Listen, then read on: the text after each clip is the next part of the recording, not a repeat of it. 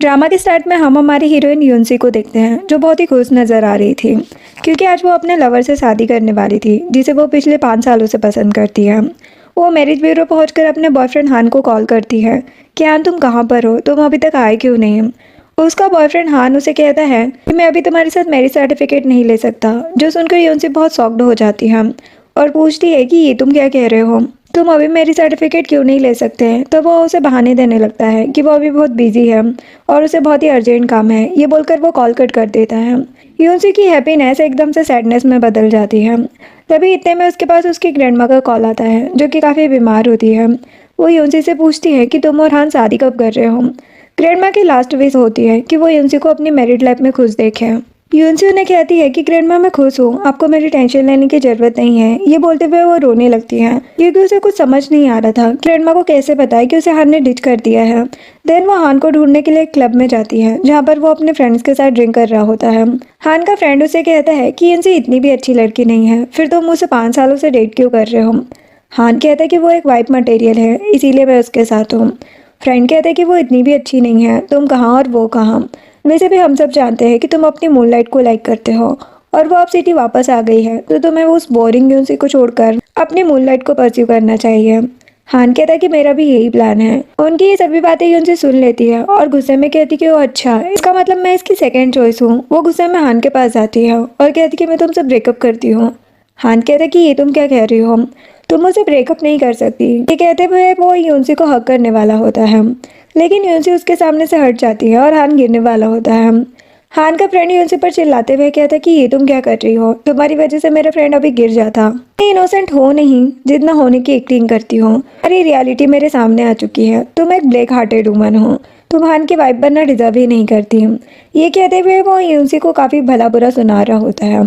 यूनसी कहती कि तुम पहले से ही मुझे लाइक नहीं करते और हमेशा मेरी इंसल्ट करते आ रहे हो कि मैं एक छोटी फैमिली की डॉटर हूँ।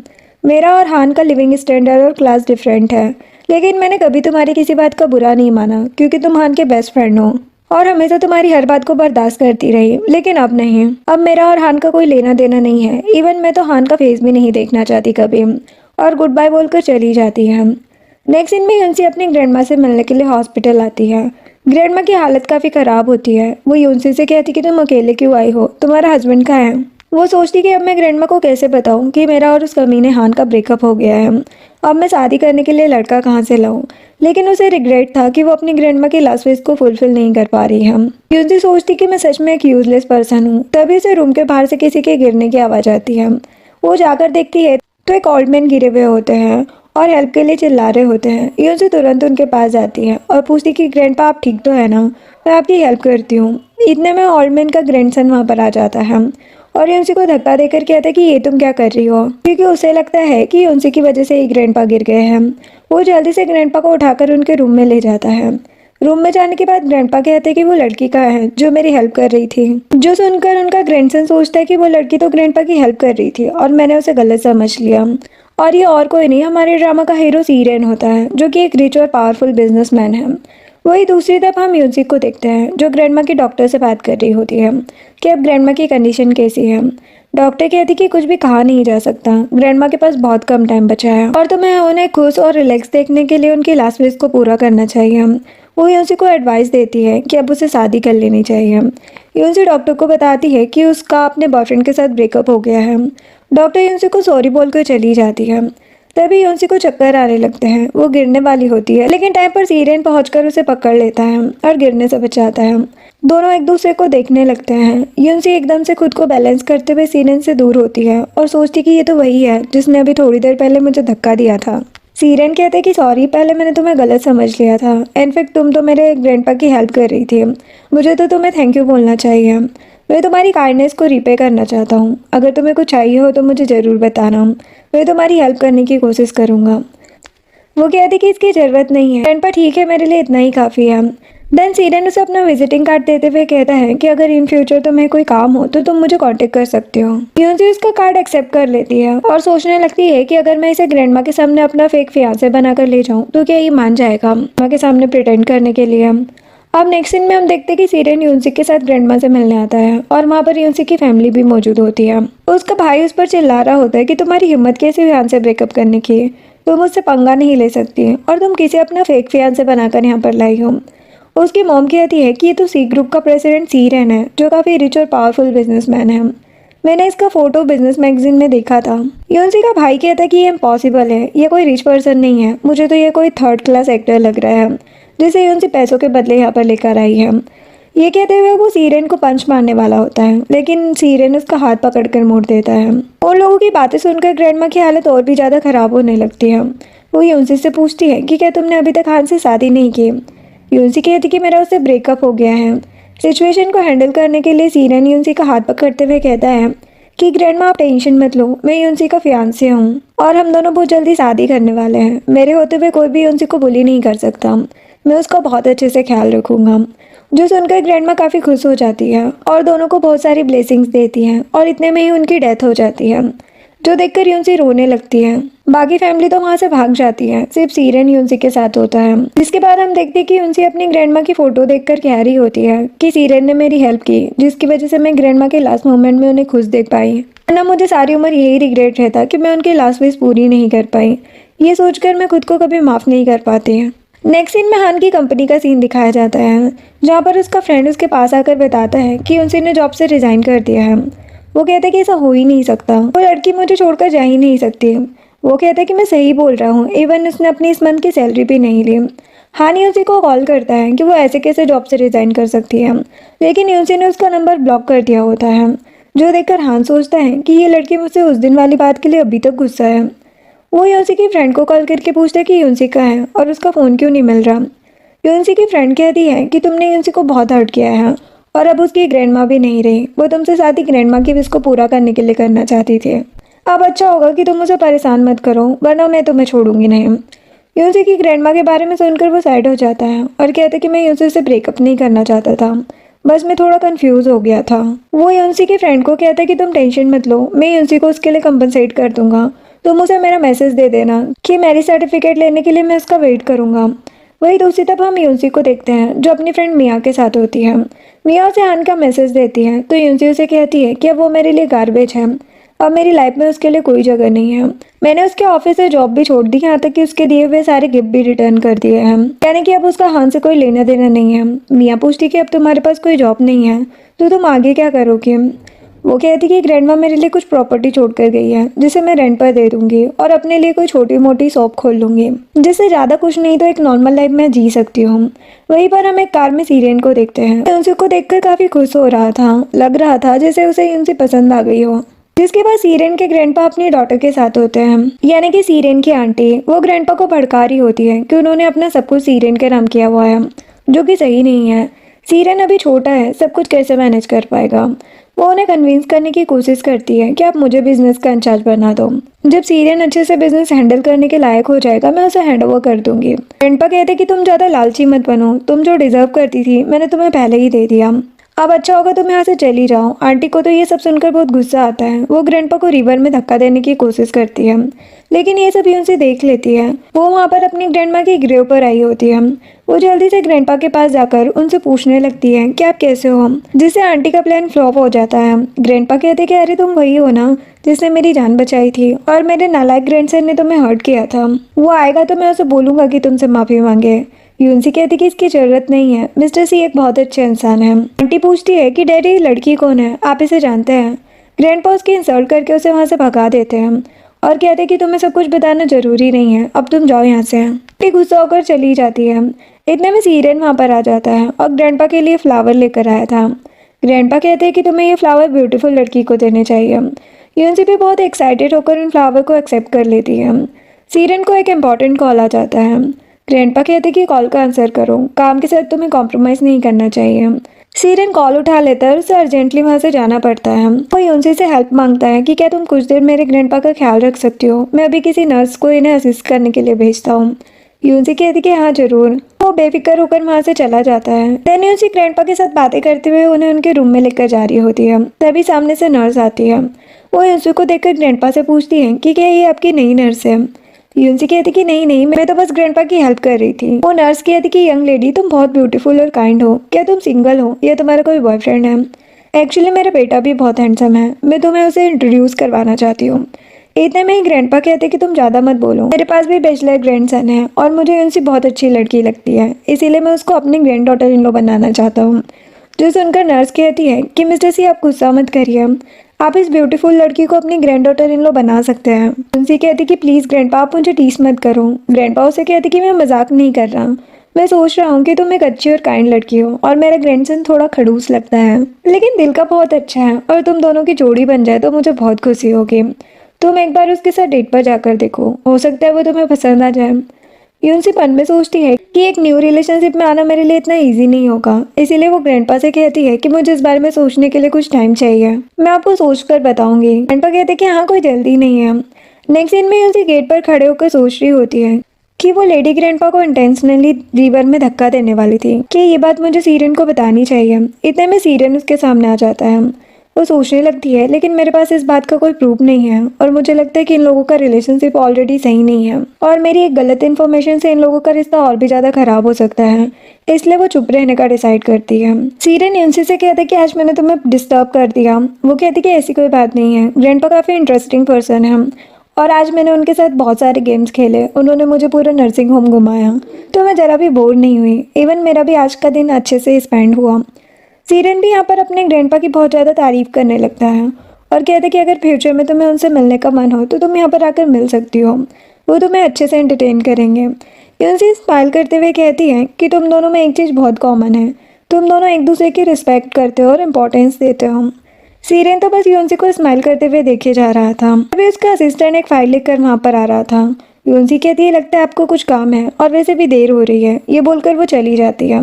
सीरियन का असिस्टेंट उसे फाइल देकर साइन करने को कहता है, जल्दी से साइन कर दो। सीरियन कहता है कि वियतनाम में एक प्रोजेक्ट स्टार्ट होने वाला है, अब तुम वहाँ पर जा रहे हो।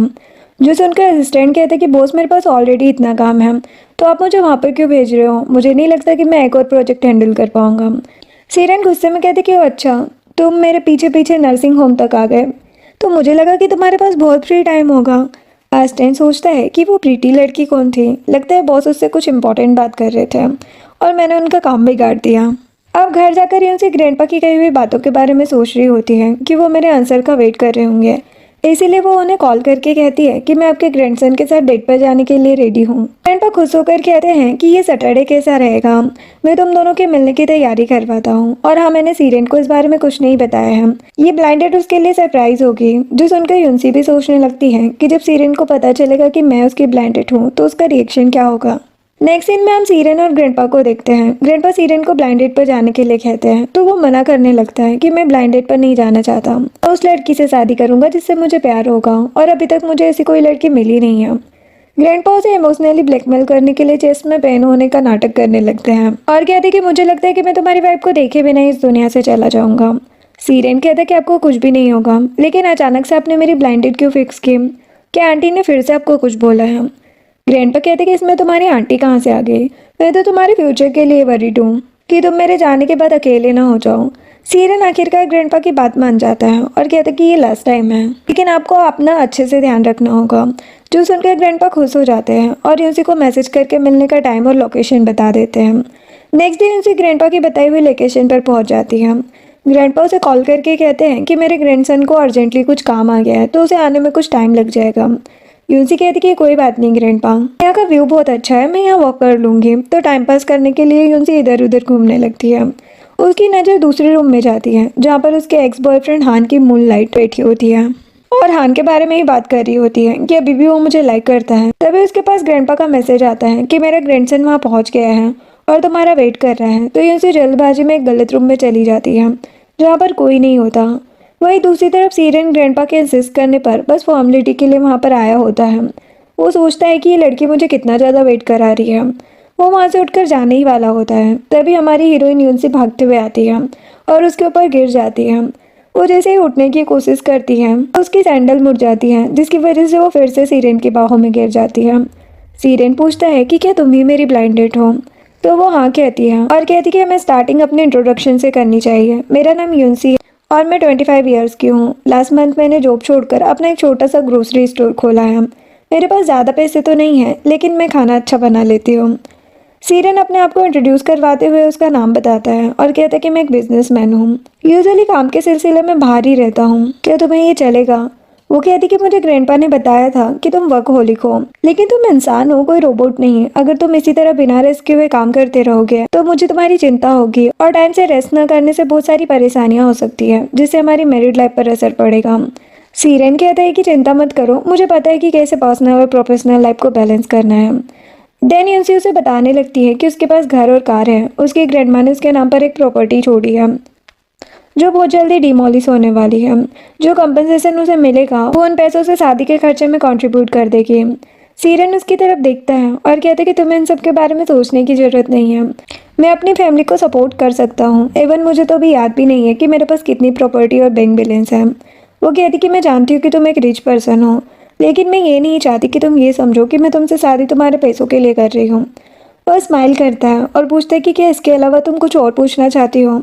वो कहती कि नहीं। सीरेन कहता है कि तो क्या मैरिज सर्टिफिकेट लेने चले। यूनसी हाँ बोल देती है। नेक्स्ट सीन में दोनों मैरिज सर्टिफिकेट लेकर बाहर आते हैं। यूनसी सर्टिफिकेट देखकर सोच रही होती है कि हम लोग अभी थोड़ी देर पहले मिले थे और हमने शादी भी कर ली, कि सब कुछ इतनी जल्दी हो गया। सीरेन का असिस्टेंट पीछे से आता है और उसके हाथ में फ्लावर बुके देकर चला जाता है। सीरेन यूनसी को कहता है कि मैं तुम्हें क्रेडिट कार्ड दूंगा ताकि तुम अपने पर्सनल लिविंग एक्सपेंसेस को आराम से उठा सको, और उसे अपने घर में शिफ्ट होने के लिए भी कहता है। और फ्लावर देते हुए कहता है कि मुझे नहीं पता कि एक हस्बैंड को वाइफ को किस तरह खुश करना चाहिए, लेकिन मैंने गूगल पर देखा था कि वेडिंग पर वाइफ को फ्लावर गिफ्ट करना चाहिए। कपल के बीच लव को रिप्रेजेंट करता है। उसकी बातें सुनकर यूनसी तो इमोशनल हो जाती है और उसे हक करके कहती कि थैंक यू मिस्टर सी, मुझसे शादी करके मुझे घर देने के लिए। सीरेन कहता है कि तुमने मुझे अभी क्या कहा, मैं क्या लगता हूँ तुम्हारा। वो ब्लश करते हुए उसे हस्बैंड कहती है, जो सुनकर सीरेन तो बहुत खुश हो जाता है और उसके फोरहेड पर किस कर लेता है। इतने में यूनसी के पास ग्रैंडपा का कॉल आता है। वो कहते कि तुमने मेरे नालायक ग्रैंडसन से शादी करके मुझे खुश कर दिया और मैं तुम दोनों से मिलना चाहता हूँ। मेरे पास तुम्हें देने के लिए कुछ है। यूनसी कहती कि ठीक है ग्रैंडपा, हम दोनों आपसे मिलने आएंगे। वो कहते कि नहीं नहीं, आज नहीं, तुम दोनों बिजी होंगे, मैं तुम्हें डिस्टर्ब नहीं करना चाहता, तो किसी और दिन मिलने आना। ये कहकर कॉल कट कर देते हैं। यूनसी कहती कि इसका क्या मतलब। सीरेन कहते कि आज हमारी वेडिंग नाइट है और मुझे लगता है कि ग्रैंडपा को ग्रैंड चिल्ड्रन से मिलने की कुछ ज़्यादा ही जल्दी है। ये कहते हुए उसे लिप्स पर किस कर लेता है। अब यूनसी घर आकर अपना मैरिज सर्टिफिकेट देख रही होती है और उस किस के बारे में सोच रही होती है। तभी उसके पास एक कॉल आता है कि क्या तुम मिया की फ्रेंड हो, उसने काफ़ी ज़्यादा ड्रिंक कर ली है तो तुम उसे पिक करने के लिए नाइट क्लब आ जाओ। यूनसी कहती कि मैं अभी आती हूँ। वो अपनी फ्रेंड को पकड़कर नाइट क्लब से बाहर लेकर आती है और कहती कि क्या तुम वापस से उस कमीने के साथ आ गई हो। यहाँ वो उसके एक्स बॉयफ्रेंड के बारे में बोल रही होती है कि तुमने उसके लिए इतनी ज़्यादा ड्रिंक कर ली। मिया कहती कि मैं उसके साथ 10 साल से रिलेशनशिप में हूँ, तो इतनी जल्दी मूव ऑन कैसे करूँ। फिर हमें एक फ्लैशबैक का सीन दिखाया जाता है जहाँ पर मिया का बॉयफ्रेंड किसी और लड़की के साथ बैठा हुआ था और बेचारी मिया गुस्से में काफ़ी ज़्यादा ड्रिंक कर लेती है। यूनसी उसे समझाती है कि तुम्हें ऐसे इमोशनल फूल बनने की ज़रूरत नहीं है, वो बंदा तुम्हें जरा भी डिजर्व नहीं करता। ये कहते हुए वो मिया को कार में बिठा लेती है। इतने में वहाँ पर एक दूसरी कार आती है जिसमें यूनसी का एक्स बॉयफ्रेंड हान अपनी मूनलाइट के साथ होता है। वो उसे क्लब लेकर आया होता है पार्टी के लिए। इधर मिया का एक्स बॉयफ्रेंड उसके पीछे पीछे आकर यूनसी से कहता है कि तुम आजकल कुछ ज़्यादा ही बोल्ड हो गई हो। यूनसी कहती कि तुम मेरा रास्ता छोड़ो, तुम यहाँ क्या करने आए हो। वो कहते हैं कि मैंने सुना है कि तुमने हान से ब्रेकअप कर लिया है, तो तुम्हारा मेरे बारे में क्या ख्याल है, मैं तुम में काफ़ी इंटरेस्टेड हूँ। ये कहते हुए वो यूनसी के फेस के काफ़ी क्लोज आ जाता है। इतने में पीछे से हान चिल्लाते हुए कहता है कि यूनसी तुम क्या कर रही हो, पब्लिक प्लेस पर तुम्हें शर्म आनी चाहिए, तुम इतनी रात में अपनी ही बेस्ट फ्रेंड के बॉयफ्रेंड के साथ हो। यूनसी कहती कि मैं तुम्हारी तरह घटिया नहीं हूँ और तुम्हें जो सोचना है वो सोचो। हान की मूनलाइट जाओमी कहती है कि यूनसी ये जगह अकेले लड़कियों के लिए सही नहीं है, क्या पता कुछ गलत आदमी आकर तुम्हारे साथ बदतमीजी करे, इसलिए मैं यहाँ पर हान के साथ आई हूँ। ऐसी जगहों पर आने के लिए हमारे साथ किसी न किसी मैन का होना जरूरी है। वैसे हम लोग ड्रिंक करने जा रहे हैं तो तुम भी हमारे साथ चलो और बिल हान देगा। यूनसी हान और जाओमी को देखती है कि उन दोनों ने एक दूसरे का हाथ पकड़ा हुआ है।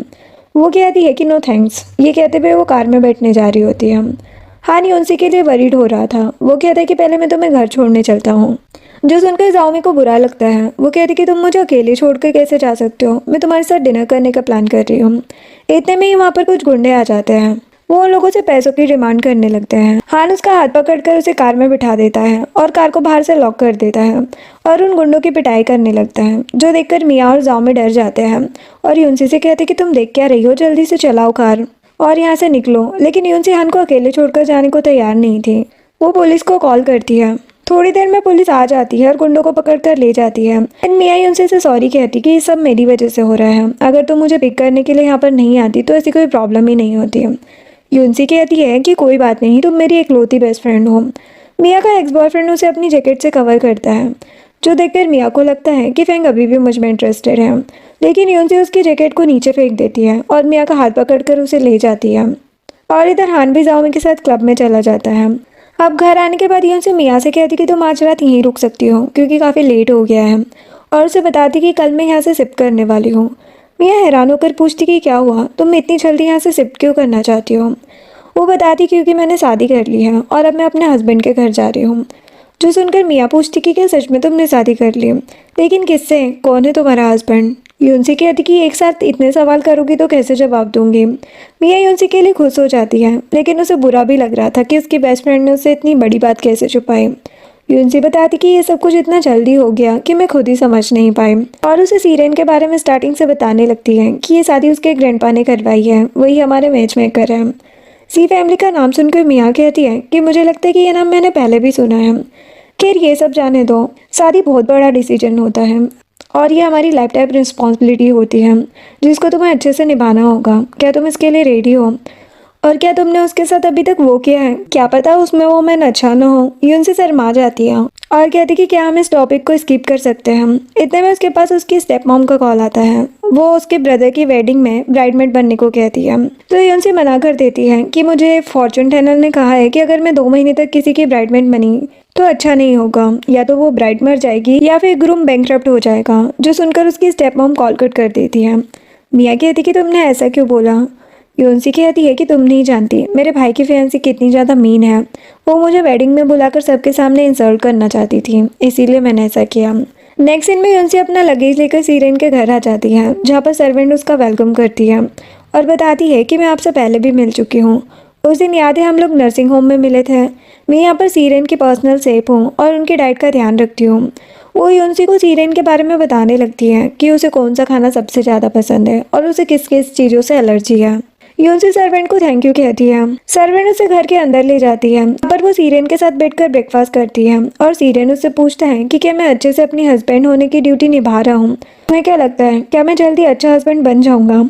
यूनसी उसे कहती कि हाँ तुम सब कुछ अच्छे से मैनेज कर रहे हो। इतने में सर्वेंट वहाँ पर आती है और कहती कि आपके लिए पार्सल आया है। यूनसी पार्सल को देखकर कहती है कि मैंने तो कुछ भी ऑर्डर नहीं किया, तो ये किसने भेजा। जैसे ही वो पार्सल खोलकर देखती है तो उसमें एक सेक्सी सी नाइट ड्रेस रखी होती है। उसे देखकर वो जल्दी से बंद कर देती है और सीरेन को कहती है कि मैंने इसे ऑर्डर नहीं किया है, ये काम मेरी बेस्ट फ्रेंड का है। सीरेन कहते हैं कि कोई बात नहीं, अगर तुम्हें फ्यूचर में कुछ भी चाहिए हो तो तुम मुझे बता सकती हो, मैं वो तुम्हें लाकर दे दूंगा। अभी मुझे एक अर्जेंट मीटिंग के लिए निकलना है तो मैं चलता हूँ। लेकिन जाते जाते वो यूनसी के शोल्डर पर हाथ रख कर कहता है कि चिंता मत करो, मैं इवनिंग में जल्दी घर आ जाऊँगा।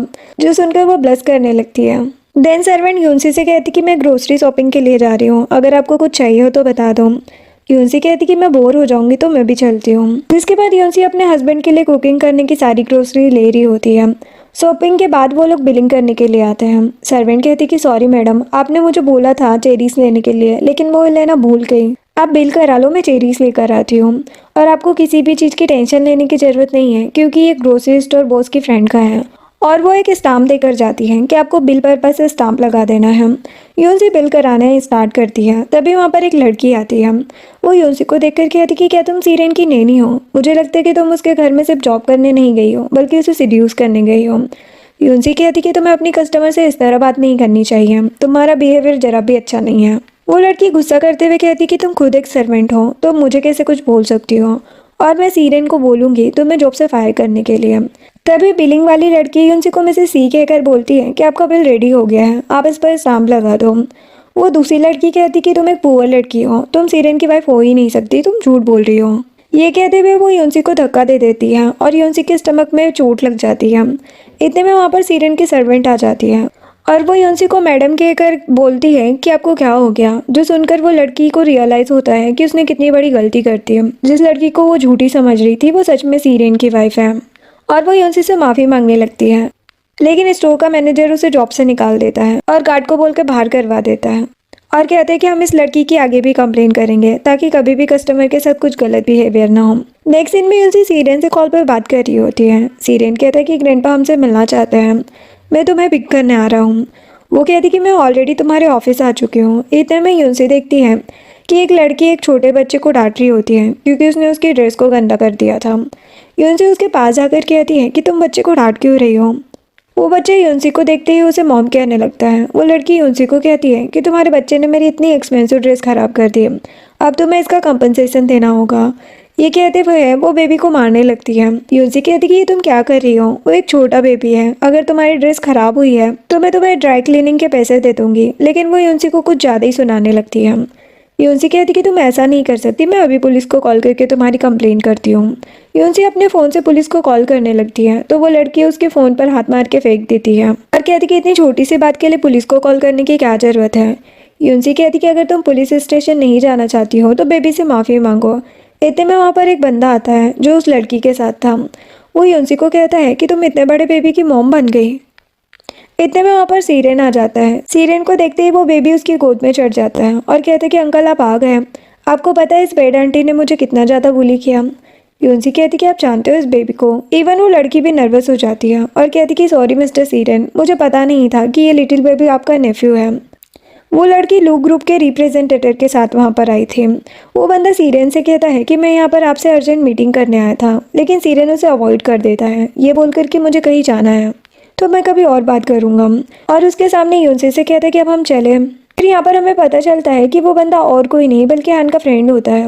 वो यूनसी के बारे में सोचने लगता है कि शायद ये पैसों के लिए मिस्टर सीरेन की मिस्ट्रेस बन गई होगी। नेक्स्ट सीन में सीरेन और यूनसी लिटिल बेबी साओबाओ के साथ ग्रैंडपा से मिलने के लिए जाते हैं। ग्रैंडपा उन्हें देखकर बहुत ज़्यादा खुश हो जाते हैं और कहते कि आज पहली बार तुम एज अ हस्बैंड वाइफ मुझसे मिलने आए हो।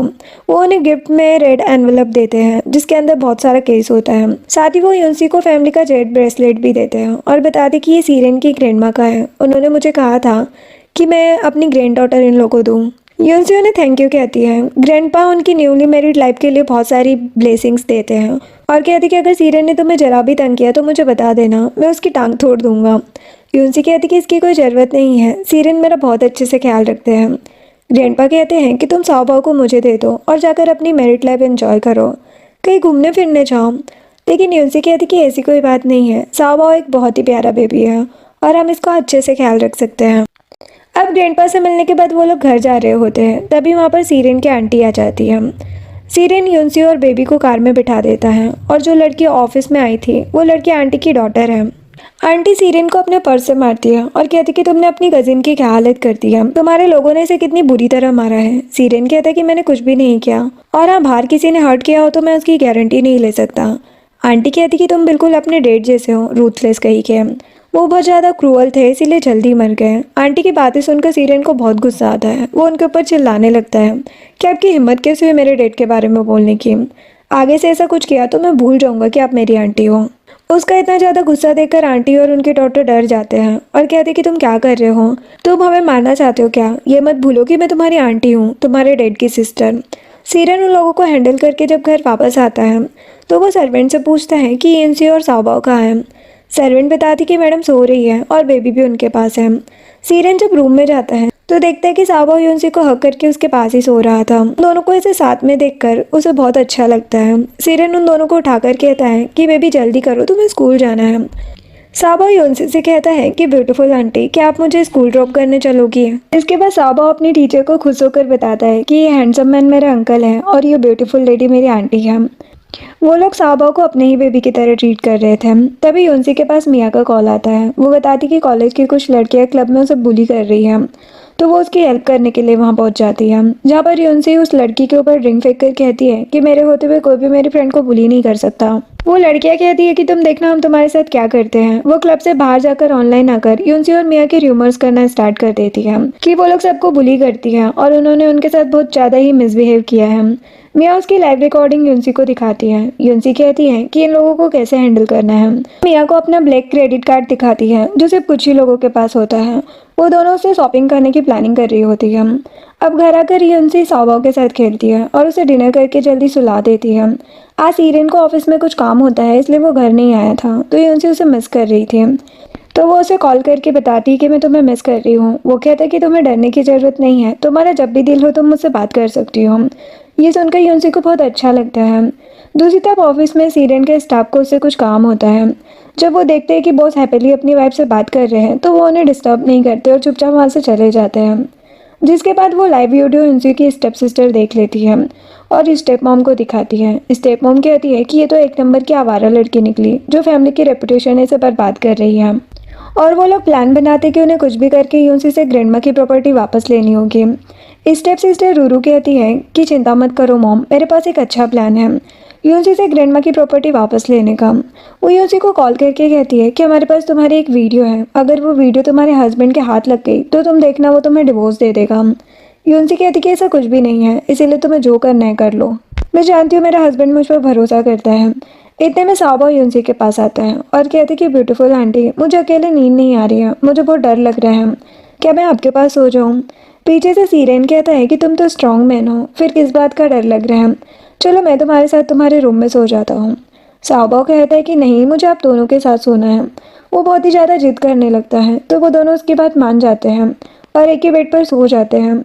नेक्स्ट डे यूनसी अपनी बेस्ट फ्रेंड मिया से मिलने जाती है। मिया उसे बताती है कि उस वीडियो की वजह से मेरी मॉम ने मुझे बहुत डांटा है। यूनसी कहती कि चिंता मत करो, मुझ पर भरोसा करो, मैं उस लड़की को जरूर सबक सिखा कर रहूँगी। यूनसी उस लड़की के अगेंस्ट सभी प्रूफ कलेक्ट करती है। वो मिया की तरह इनोसेंट लड़कियों को कॉलेज टाइम से ही बुली करती आ रही है। यूनसी उसकी पुलिस कंप्लेन करके उसे पुलिस स्टेशन भिजवा देती है, जिससे मिया की रेपुटेशन पहले की तरह ठीक हो जाती है।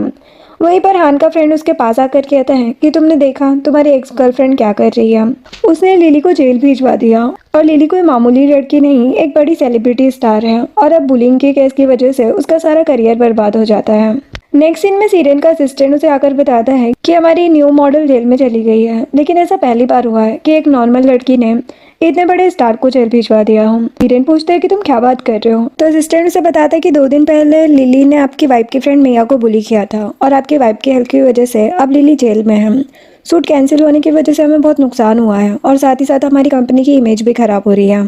सीरेन कहता है कि कोई बात नहीं, मेरे लिए पैसों से ज़्यादा मेरी वाइफ इंपॉर्टेंट है। जिसके बाद सीरेन घर जाकर देखता है तो यूनसी नशे में होती है, उसने बहुत ज़्यादा ड्रिंक कर रही होती है। सीरेन उसे उठाकर बेड पर लेटाकर वहाँ से जाने लगता है तो वो नशे में उसका हाथ पकड़ लेती है और कहती कि प्लीज़ मत जाओ, मेरे साथ रुको। नेक्स्ट मॉर्निंग जब यूनसी को होश आता है तो वो देखती है कि उसके साइड में सीरेन सो रहा है। तो वो धीरे से खुद को चेक करती है कि कहीं रात में कुछ ऐसा वैसा तो नहीं हुआ, लेकिन हमारा हीरो एकदम जेंटलमैन होता है जो अपनी वाइफ का नशे में होने का एडवांटेज नहीं उठाता। दूसरी तरफ यूनसी की स्टेप मॉम और उनके बच्चे सीरेन के ऑफिस के सामने आकर यूनसी को डिफेम करने की कोशिश करते हैं तो सीरेन के गार्ड उन्हें पकड़कर साइड में ले जाते हैं और उनकी जमकर पिटाई करते हैं। वो लोग जैसे तैसे करके अपनी जान बचाकर वहाँ से भाग जाते हैं। जिसके बाद सीरेन यूनसी और साबा को लेकर अपने प्राइवेट विला में आता है और बताते कि ये विला ग्रैंडपा ने तब खरीदा था जब मैं छोटा बच्चा था, तब मैं तुम्हें गिफ्ट कर रहा हूँ। जो सुनकर यूनसी बहुत ही हैरान हो जाती है क्योंकि वो विला बहुत ही ज़्यादा लग्जरियस और एक्सपेंसिव था। वो दोनों साथ में काफ़ी खुश लग रहे होते हैं तभी सीरेन के पास ऑफिस से कॉल आ जाता है कि उसकी कंपनी की इंटरनेशनल डील ख़राब हो गई है क्योंकि किसी ने उनकी कंपनी का डाटा लीक कर दिया है, जिसकी वजह से कंपनी को काफ़ी ज़्यादा नुकसान हो जाता है। सीरेन यूनसी को कहता है कि तुम साबाओ के साथ यहाँ पर रुको, मैं एक अर्जेंट काम निपटा कर आता हूँ।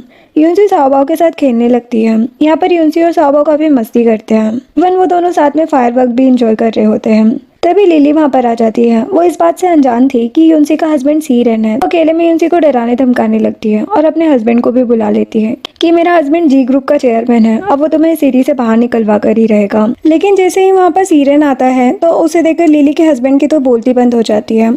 वो लिली को ही थप्पड़ मारता है कि मैंने तुम्हें कितनी बार मना किया है इनोसेंट लोगों से पंगा मत लिया करो, लेकिन तुम सुनती कहाँ हो। सीरेन भी यूनसी से पूछते कि तुम ठीक हो, इसने तुम्हें हर्ट किया है क्या। यूनसी कहती कि हाँ मैं ठीक हूँ और मुझे नींद आ रही है, तो हम लोग अपने विला पर वापस जाकर रेस्ट करते हैं क्योंकि वो अपनी वजह से सीरेन को किसी भी ट्रबल में नहीं डालना चाहती थी। लिली का हस्बैंड सीरेन को बहुत समझाने की कोशिश करता है कि ये जो कुछ भी हुआ वो मेरे से अनजाने में हुआ है। वो लोग नहीं जानते थे कि यूनसी उसकी वाइफ है, लेकिन सीरेन उनकी एक नहीं सुनता और यूनसी का हाथ पकड़कर वहाँ से चला जाता है। लिली का हस्बैंड उसका हाथ पकड़कर गुस्से में कहता है कि तुम जानती हो वो पर्सन कौन था, वो सी फैमिली का हेड है और वह लड़की सी फैमिली की यंग लेडी है। तुम क्या चाहती हो कि तुम्हारे साथ साथ मेरी पूरी फैमिली रोड पर आ जाए। जो सुनकर लिली भी डर जाती है। देन लिली से फाइट करते हुए यूनसी की बेक में छोटी सी इंजरी हो गई थी, तो सीरेन उसके बेक पर मेडिसिन लगा रहा होता है। यूनसी उसे थैंक्स कहती है, साथ ही ये भी कि यहाँ वेकेशन पर आकर उसे बहुत अच्छा लग रहा है, लेकिन मेरे पर्सनल मैटर की वजह से सब कुछ खराब हो गया। सीरेन कहता है कि ऐसा नहीं है, अभी भी तुम चाहो तो सब कुछ अच्छा कर सकती हो। तो यूनसी रोमांटिक वे में उसे किस करती है। दोनों का रोमांस स्टार्ट हो जाता है और दोनों साथ नाइट स्पेंड कर लेते हैं। अब वेकेशन से वापस आकर यूनसी ग्रैंडपा से मिलने के लिए नर्सिंग होम जाती है, जहाँ पर ग्रैंडपा पूछते हैं कि तुम साबाओ को साथ में खेलने के लिए दूसरा बेबी कब दे रही हो। यूनसी साय होकर कहती है कि प्लीज़ ग्रैंडपा, मुझे टीज करना बंद करो। साबाओ भी कहता है कि आंटी मुझे एक बेबी ब्रदर चाहिए, बताओ ना आप कब मुझे एक ब्रदर ला कर दोगी। यूनसी कहती कि तुम गुड बॉय बनोगे तब, और जाओ जाकर खेलो। साबाओ एक बटरफ्लाई को पकड़ने के लिए उसके पीछे भागने लगता है। ग्रैंडपा हंसते हुए यूनसी से कहते हैं कि जाकर साबाओ को देखो, वो काफ़ी ज़्यादा नोटी है, उसने एक बार सिल्क वॉर्म को पकड़कर अपने मुंह में डाल लिया था। अब नर्सिंग होम में सीरेन की आंटी एक मैन के साथ आती है, जिसने अपने फेस को मास्क से कवर किया हुआ था। उस बंदे को ऑर्डर देती है कि जाओ जाकर इस बच्चे और यूनसी को किडनैप कर लो, क्योंकि सीरेन की जान इन दोनों में बसती है। वही दूसरी तरफ सीरेन का असिस्टेंट उसे बताता है कि सिक्योरिटी कैमरा में हमने आपकी आंटी को ऑफिस के पास देखा था। वो कहता है कि तुम पुलिस कंप्लेन कर दो और उन्हें अरेस्ट करवा दो, क्योंकि उसे पता चल चुका था कि जो डाटा लीक हुआ था वो और किसी ने नहीं बल्कि आंटी ने किया था। वो लालच में इतनी ज़्यादा गिर गई थी कि उन्होंने ग्रैंडपा को भी हर्ट करने की कोशिश की है, सी फैमिली की सारी प्रॉपर्टी और बिजनेस को हड़पने के लिए। मैं आंटी चिल्लाते हुए वहाँ पर आती है और कहने लगती है कि तुम मुझे अरेस्ट कैसे करवा सकते हो, मैं तुम्हारी आंटी हूँ। सीरेन कहता है कि मुझे पता चल गया है कि आपने मेरे मैनेजर के साथ मिलकर बिजनेस क्राइम किया है और आप इस प्लान के मास्टरमाइंड हो, तो आप दोनों ही जेल जाने वाले हो। आंटी ऐसे प्रिटेंड करने लगती है जैसे उन्हें कुछ पता ही नहीं और खुद को इनोसेंट बनाने की कोशिश करती है, लेकिन सीरेन उनके सामने सारे प्रूफ रख देता है और कहता है कि आप मेरे डैड की सिस्टर हो, इसीलिए अभी तक मैं आपको बर्दाश्त कर रहा था, लेकिन इस बार हद हो गई है। आपके इंटेंशन का मुझे पता चल गया है। आपने लालच के लिए अपने ग्रैंडपा को मारने की कोशिश की है, अब आप भी बचने वाली नहीं हो। आंटी कहती कि जरूर तुम्हारी वाइफ ने तुम्हें मेरे बारे में झूठ सच बताया होगा, उसकी बातों पर यकीन मत करो। सीरेन कहता है कि बकवास मत करो, मेरी वाइफ ने मुझे कुछ नहीं बताया, ये सब मैंने खुद देखा है और आपको मेरी वाइफ के ऊपर ब्लेम लगाने की ज़रूरत नहीं है। तभी वहाँ पर पुलिस आती है और आंटी को पकड़ कर ले जाती है। आंटी उस पर चिल्लाने लगती है कि अगर मैं जेल चली गई तो सी फैमिली की रेपुटेशन खराब होगी। सीरेन कहता है कि आप चिंता मत करो आंटी, अब आप सी फैमिली की मेंबर नहीं हो, तो अब आपको हमारे बारे में इतना ज़्यादा सोचने की ज़रूरत नहीं है। आंटी कहती कि मैं तुम्हारे बारे में डैड को बताऊंगी, तुम अपनी पावर का नाजायज़ फ़ायदा उठा रहे हो और मुझे बुली कर रहे हो। आंटी कुछ ज़्यादा ही बकबक किए जा रही थी, तो असिस्टेंट उनके मुंह पर टेप लगा देता है और पुलिस ऑफिसर को कहता है कि आप इन्हें यहाँ से ले जाओ। फिर सीरेन असिस्टेंट को कहता है कि आज तुमने बहुत अच्छा काम किया है, मैं तुम्हें 10% का इंक्रीमेंट देता हूँ। वो तो खुश हो जाता है और कहता है कि बॉस आप तो बहुत अच्छे हो। नेक्स्ट सीन में उनसे सीरेन को अर्जेंटली कॉल करके घर बुलाती है। वो पूछता है कि क्या हुआ, तुम ठीक हो, तुमने इतनी जल्दी में मुझे क्यों बुलाया। वो बताती कि मैं अपनी फ्रेंड को कांटेक्ट नहीं कर पा रही हूँ। उसकी मॉम ने कहा कि वो 2 दिनों से घर नहीं गई, मुझे उसकी चिंता हो रही है, पता नहीं वो कहाँ पर होगी। सीरेन कहता है कि मुझे उसका कांटेक्ट नंबर दो, मैं किसी को बोलता हूँ उसकी लोकेशन ट्रैक करने के लिए। थोड़ी देर बाद सीरेन उसे बताता है कि तुम्हारी फ्रेंड हॉस्पिटल में है, जो सुनकर यूनसी तुरंत मिया से मिलने के लिए चली जाती है और उसे अच्छे से देखने लगती है कि कहीं उसे कुछ हुआ तो नहीं। यूनसी मिया को डांटने लगती है कि तुम हॉस्पिटल में क्या कर रही हो और तुमने मुझे कुछ बताया क्यों नहीं, पता है मैं कितना ज़्यादा डर गई थी। मिया उसे बताती कि कल मैं रिवर साइड वॉक करने गई थी, पता नहीं किसी ने अचानक मुझे धक्का दे दिया और मैं पानी में गिर गई, मुझे होश आया तो मैं ऑलरेडी हॉस्पिटल में थी। इतने में मिया का एक्स बॉयफ्रेंड फेंग भी वहाँ पर आ जाता है। उसे देखकर मिया खुश हो जाती है और कहती कि क्या तुम मुझसे मिलने आए हो, इसका मतलब तुम्हें अभी भी मेरी परवाह है। यूनसी उसका सर पकड़कर हिलाने लगती है कि तुम्हें क्या हो गया है, तुम्हारा दिमाग तो ठीक है। मुझे लगता है कि मुझे तुम्हें किसी दिमाग के डॉक्टर को दिखाना चाहिए, तुम क्यों अभी तक इस लड़के के पीछे पड़ी हो। फेंग कहता है कि तुम्हें इतना ज़्यादा खुश होने की ज़रूरत नहीं है, मैं यहाँ पर इसलिए आया हूँ क्योंकि मुझे हॉस्पिटल से कॉल आया था और मैं तो बस ये देखने आया था कि तुम जिंदा हो या मर गई हो।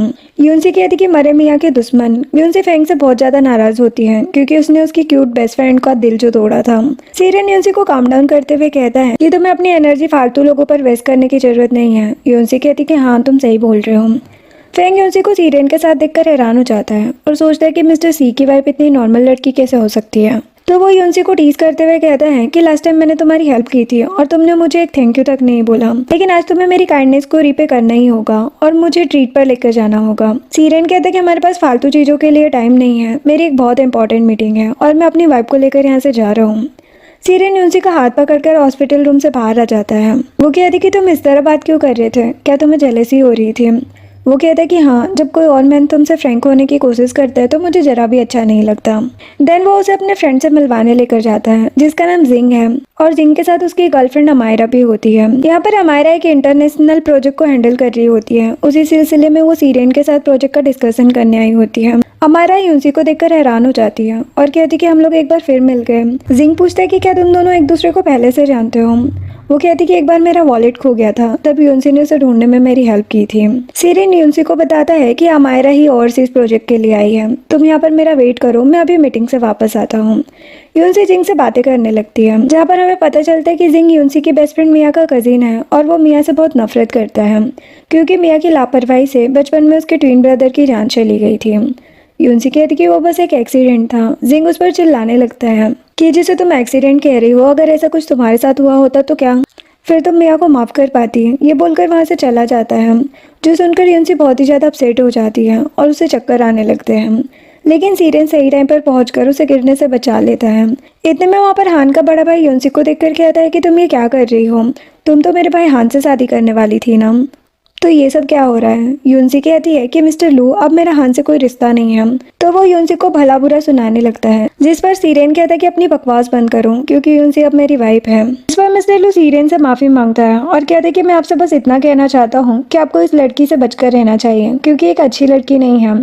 सीरेन उसका मुंह बंद करते हुए कहता है कि फालतू बकवास ना करो, ये मेरी वाइफ है और मैं किसी आउटसाइडर को अपनी मैरिड लाइफ में बोलने का हक नहीं दूंगा। और साथ ही साथ वो लू ग्रुप के साथ कॉपरेशन भी कैंसिल कर देता है, जो सुनकर मिस्टर लू हैरान हो जाता है और सोचता है कि मेरा भाई तुम दोनों को सबक सिखाएगा। अगर उसे यूनसी की शादी के बारे में पता चल गया तो वो गुस्से से पागल हो जाएगा। अब वहाँ से बाहर आते हुए सीरेन यूनसी का हाथ पकड़ लेता है और कहता है कि मैं तुम पर भरोसा करता हूँ। यूनसी पूछती कि क्या तुम मुझसे हान के बारे में कुछ नहीं पूछोगे। वो कहता कि बिल्कुल भी नहीं, क्योंकि मुझे तुम्हारे पास्ट से कोई फ़र्क नहीं पड़ता, बस मैं इतना जानता हूँ कि तुम मेरा प्रेजेंट और फ्यूचर हो। जिसके बाद वो यूनसी को डिनर पर लेकर जाता है और कार में उसे चॉकलेट गिफ्ट करता है। यूनसी उसे चॉकलेट दिखाकर टीज करती है और उसे खाने के लिए नहीं देती है, तो सीरेन उसके लिप्स पर चॉकलेट लगाकर उसे किस कर देता है। देन डिनर के बाद सीरेन और यूनसी स्विमिंग पूल के पास वॉक कर रहे थे, लेकिन तभी सीरेन देखता है कि पानी में कोई डूब रहा है। वो जल्दी से उसकी हेल्प करने के लिए स्विमिंग पूल में कूद जाता है और उस लड़की को बचाकर बाहर लाता है। यूनसी सीरेन के लिए काफ़ी ज़्यादा परेशान हो गई थी। वो उसे हक करके कहती कि तुम मेरे हीरो हो। वहाँ पर अमायरा भी होती है। यूनसी पूछती कि तुम यहाँ पर क्या कर रही हो। वो कहती कि मैं तो यहाँ बस वॉक करने आई थी और तभी मुझे किसी के चिल्लाने की आवाज़ आई है। अमायरा यूनसी और सीरेन को एक ऑक्शन इवेंट के लिए इनवाइट करती है और कहती कि मैं अभी चाइना वापस आई हूँ, यहाँ पर मेरे ज़्यादा फ्रेंड्स नहीं हैं, तुम मेरी फ्रेंड बनोगी। तो यूनसी उसे हाँ बोलकर चली जाती है।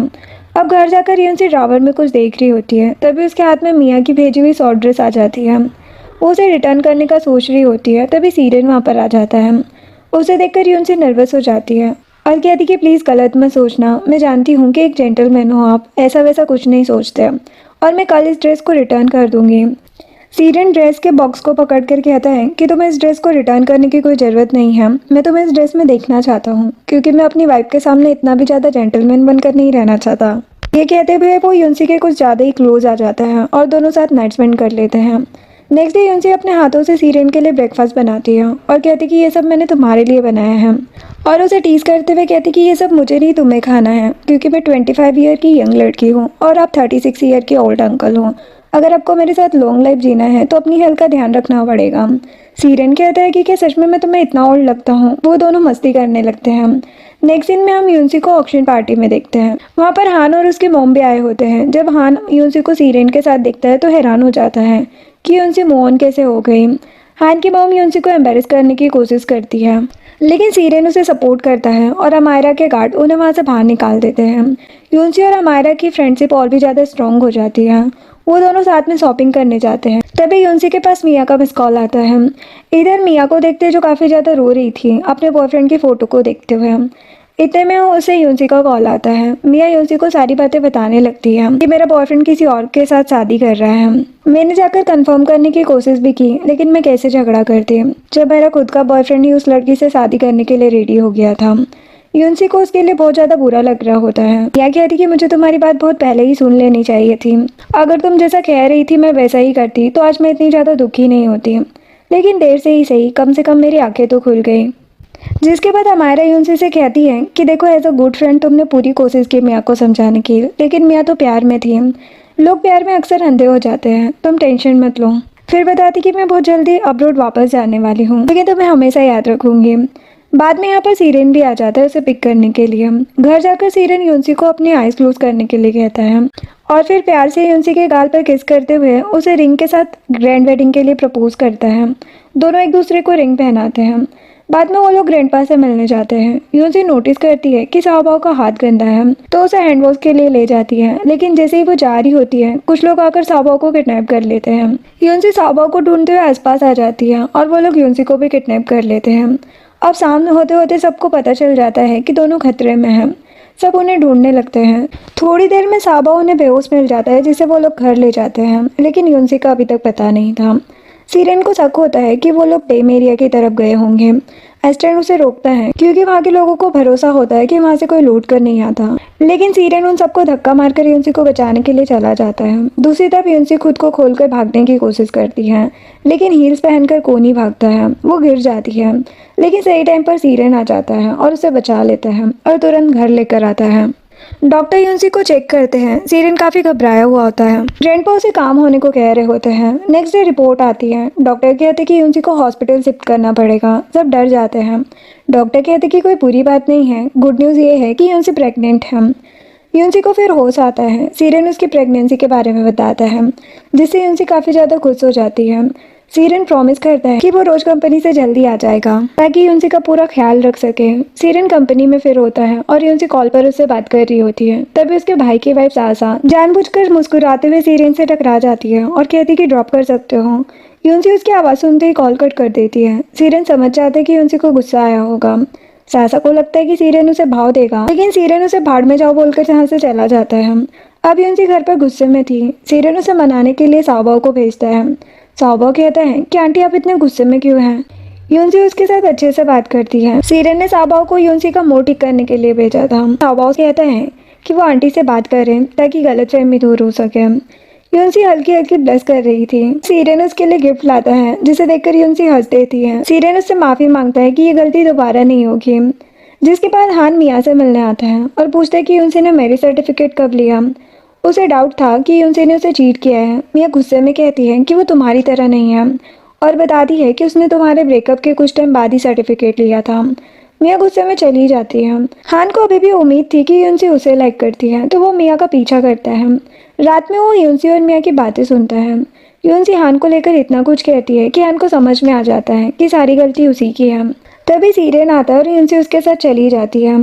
घर पर सीरेन यूनसी के लिए स्ट्रॉबेरीज लाता है। साहबा उसे टेस्ट करता है और कहते कि बहुत खट्टी है, आप कैसे खा रही हो? सीरेन बताता है कि प्रेगनेंसी के टाइम पे खट्टी चीज़ें भी स्वीट लगती हैं। जिसके बाद जब सब लोग अपने काम पर चले जाते हैं, यूनसी घर पर अकेली होती है। तभी घर पर कोई आता है और चाकू से उस पर अटैक करने वाला होता है। यूनसी टाइम पर साइड हट जाती है और भागकर बाहर की तरफ चली जाती है। तुरंत सीरेन अपने गार्ड्स के साथ वहाँ पर आता है और यूनसी को बचा लेता है। इसके कारण यूनसी का लेबर पेन स्टार्ट हो जाता है क्योंकि उसकी डिलीवरी का टाइम हो चुका था। सीरेन उसे जल्दी से हॉस्पिटल ले जाता है। डॉक्टर उसे ज़्यादा उम्मीद न रखने को कहते हैं। सीरेन तो काफ़ी इमोशनल और उदास हो जाता है। वो घुटनों पर बैठकर गॉड से प्रे करने लगता है कि उसकी वाइफ और बच्चे को बचा ले। नेक्स्ट डे डॉक्टर बाहर आते हैं और कहते हैं कि डिलीवरी परफेक्ट हो गई है और आपको एक बेबी बॉय हुआ है। सीरेन इमोशनल होकर रो पड़ता है। यूनसी होश में आकर सबसे पहले बेबी के बारे में पूछती है। तभी साहबाओ भी आता है और थैंक यू कहता है कि मुझे एक छोटा सा भाई देने के लिए। तभी बाहर शोर होने लगता है। मियाँ एक नर्स से झगड़ रही होती है और उसका मास्क हटा देती है। वो नर्स कोई और नहीं बल्कि जाओमी होती है, हान की लवर। जाओमी यूनसी से बदला लेने आई थी। सीरेन सिक्योरिटी गार्ड को बुलाता है। पुलिस आकर जाओमी को ले जाती है। सीरेन यूनसी से मिलता है और प्रॉमिस करता है कि अब सब खत्म, तुम सेफ हो। यूनसी पर अटैक करने वाला गुंडा भी जाओमी ने ही भेजा था। उसके बाद सीरेन वेडिंग की प्रिपरेशन स्टार्ट कर देता है। यूनसी उसे मना करती है कि अभी अभी बेबी हुआ है, अब कैसे शादी? सीरेन कहता है कि हमारी वेडिंग सबसे यूनिक रहेगी क्योंकि हम एज अ पेरेंट्स अपने बेबी के साथ शादी करेंगे और हमारी वेडिंग को वो इंजॉय करेगा। यूनसी वेडिंग ड्रेस में काफ़ी ब्यूटीफुल लगती है और उनकी शादी हो जाती है। लास्ट सीन में यूनसी पूरी परफेक्ट फैमिली के साथ होती है। उसका हस्बैंड सीरेन, बेबी, ग्रैंडपा, मियाँ, मियाँ का न्यू बॉयफ्रेंड और साओबाओ।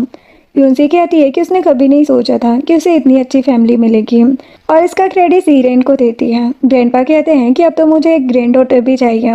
सौबा भी एक्साइटेड होकर हाँ कहता है कि मुझे सिस्टर चाहिए। यूनसी हंसकर कहती कि हाँ हाँ, तुम्हें ढेर सारे भाई बहन ला कर दे देंगे। और इसी हैप्पी मोमेंट के साथ ये ड्रामा एंड होता है। वीडियो पसंद आई हो तो लाइक एंड सब्सक्राइब करें। Thanks for watching.